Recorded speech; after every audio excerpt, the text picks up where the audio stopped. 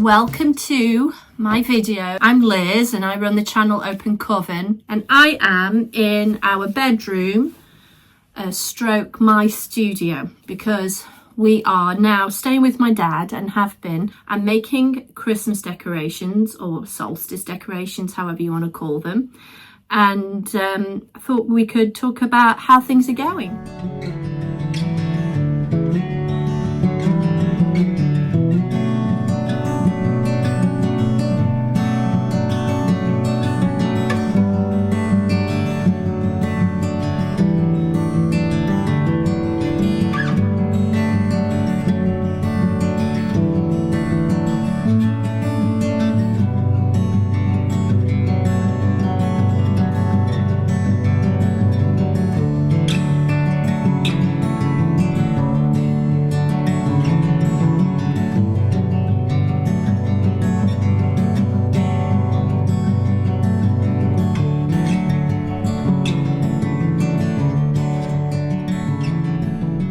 Cece's in school and she's doing pretty good. She's got friends. Chad and I are just kind of trying to get into a bit of a rhythm. Neither of us are working or working away from the house, so that's been a little bit of a challenge because the space is pretty small. There's no extra room really, so often Chad will work downstairs and then I will be up here in the bedroom. And I remember back in Asheville complaining about, I wish I had my own art studio, and I was using a spare room, and now I feel like I was such a brat because I would give anything for a spare room right now, because all of my embroidery stuff, my art stuff is in various places, my ritual stuff is in various places.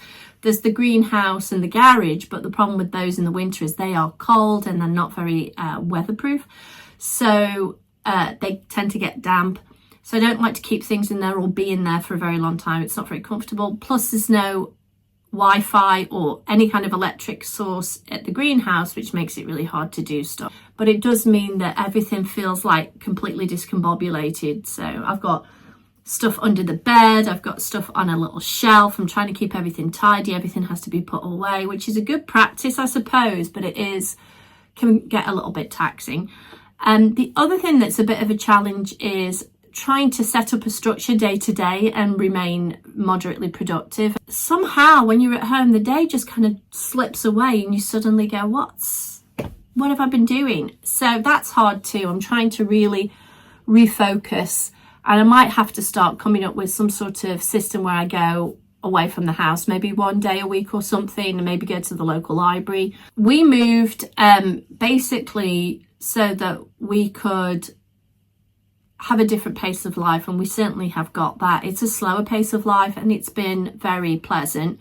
I walk a lot more, Chad gets out a lot more, he can cycle, he loves the canals, and we are definitely buying less. We're less kind of commercial. We have to be really careful with our money because we don't have the regular income that we had in Asheville.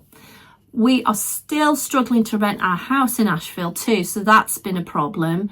We were kind of hoping that we could, at the very minimum, rent it for enough to cover the mortgage that we still have on that house in Asheville, and even maybe get a bit more financial support from it, but that didn't play out. It's been really hard to find people to rent the house. And now we're in winter, it's just even less likely we'll find someone. So that's been really difficult, and also sad because it's such a great house. I'm surprised that no one wants to rent it, but the aftermath of Hurricane Helene, which happened in September of last year, has really changed things in Asheville, and people are still recovering, I think. Head high and shoulders back, watching you was such a thrill. All that I could do was laugh. I couldn't hold it back. I couldn't hold it. I couldn't hold it back.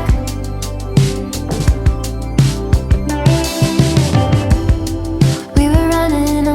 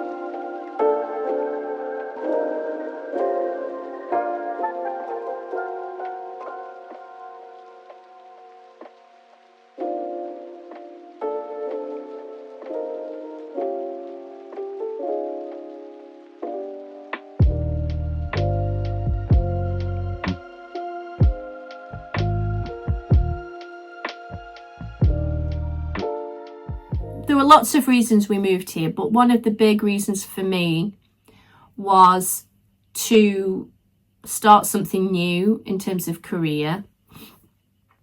And that is going to be my creative business, Open Coven, which I've mentioned before. And I sort of had it on the sidelines for a bit. I was sort of nibbling at the edges, let's say, through kind of the late summer and early fall or early autumn, because I wasn't quite sure.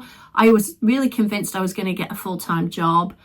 That hasn't played out. That I haven't even had an offer of an interview, and I've applied for lots of different things, remote and local. That was really hard mentally for a while, because I just felt like a failure. I'm still applying for full-time work just so that we can get some financial stability, but also try eventually to move from my dad's house. But honestly, we can't do that until we rent the house. So we're in a holding pattern. And while we're in that holding pattern, and while I'm not getting work, I realised that this is just the opportunity I've been waiting for years, to go all in with Open Coven. And so I really am focused now on building it. So it's going to be embroidery kits and online classes, all based around mindfulness and the spiritual aspects of doing a craft and how restorative it can be.